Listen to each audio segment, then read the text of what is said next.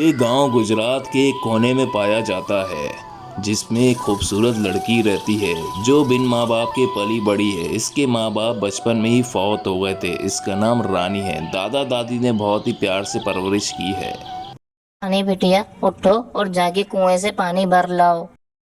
अरे नहीं नहीं दादी जान, मुझे दादा ने बाहर जाने से मना किया है। हर मर्द मुझे छेड़ता है। वो कहता है मुझसे शादी कर लो, शादी कर लो। मैं देखती हूँ, चुप छुपा के जाती हूँ और पानी भर ले आऊंगी आपके लिए।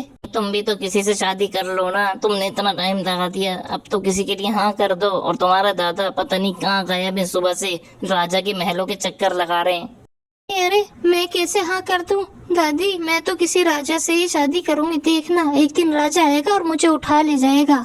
अगर हमने तुम्हारा नाम रानी रखा है तो इसका मतलब ये नहीं कि राजा आएगा। जाओ पानी भर लाओ।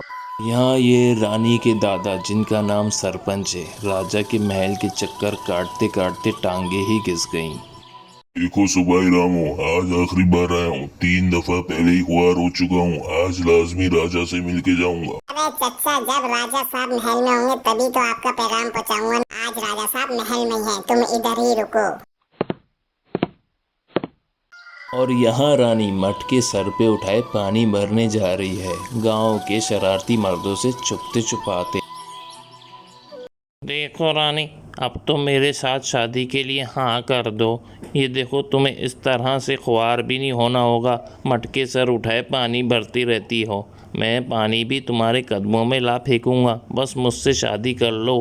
अरे भैया, आप किसी और लड़की से शादी कर लें।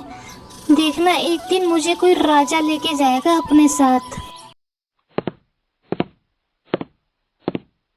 राजा साहब, गांव से कोई सरपंच नामी चाचा आया है और वो आपसे मिलना चाहता है। क्या कहा? सरपंच? वो भी गांव से?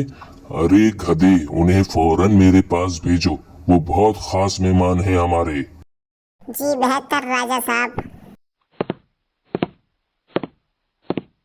अरे भाई चाचा, आप हो कौन आखिर? राजा साहब ने कहा है फौरन आपको उनके आगे पेश किया जाए। क्या बात है? सरपंच दादा, कहीं मैं गलत तो नहीं कि आप मेरे दादा सूर्य के बहुत गहरे दोस्त थे और मेरे बाबा भी आपकी गोदों में खेले थे। राजा साहब, आप बिल्कुल दुरुस्त कह रहे हैं। बस मैं एक अपना ये मसला लेकर आया हूँ। मेरे गांव में पानी नहीं। अगर आप मीठे पानी की एक लाइन मेरे गांव तक पहुँचा दें तो आपकी बड़े एहसानात होंगे। नहीं नहीं सरपंच दादा, एहसानात की कोई बात नहीं होगी। आपका ये मसला मैं खुद आके हल करूँगा।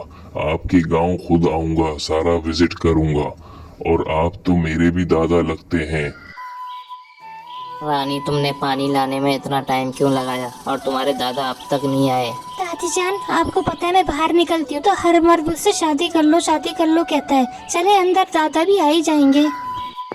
यहाँ पे राजा अपने महल से निकल जाता है और अकेला तनहा बिल्कुल सरपंच दादा के गांव की तरफ रवाना होता है।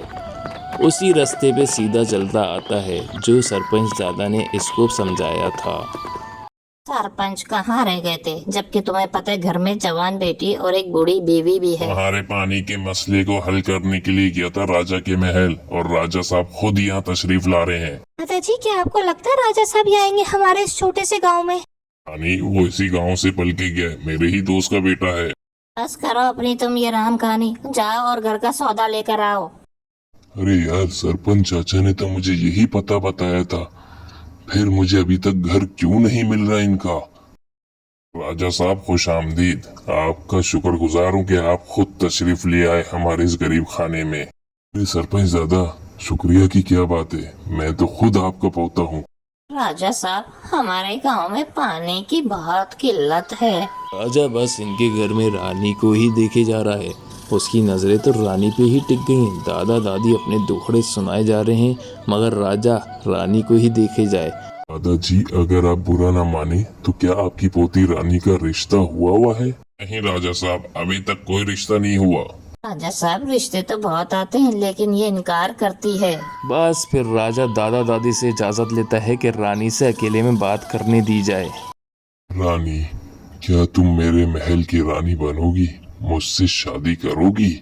राजा साहब, अगर यही सवाल मैं आपसे करूं, क्या आप मुझसे शादी करेंगे और अपने महल की रानी बनाएंगे? आखिरकार रानी का सपना पूरा हो ही रहा। राजा खुद चल कर आ गया और रानी को पसंद भी कर लिया। कौन कहता है कि सपने सच नहीं होते। देखो रानी ने सच करके दिखाया अपना सपना। सरपंच दादा और दादी जान, आज से आपकी पोती रानी मेरी धर्म पत्नी है। इस गांव में कल से ही पानी की लाइन डलने का काम शुरू हो जाएगा। राजा साहब, आपका शुक्रिया कि आपने हमारी पोती को अपनी धर्म पत्नी बनाया। राजा साहब, आप दोनों की जोड़ी हमेशा सलामत रहे। रानी की कही सारी बातें सच हुई। गांव वाले देखते ही रह गए और राजा रानी को उठाकर ले गया। रानी को उसकी असली जगह यानी कि राजा अपने महल ले गया।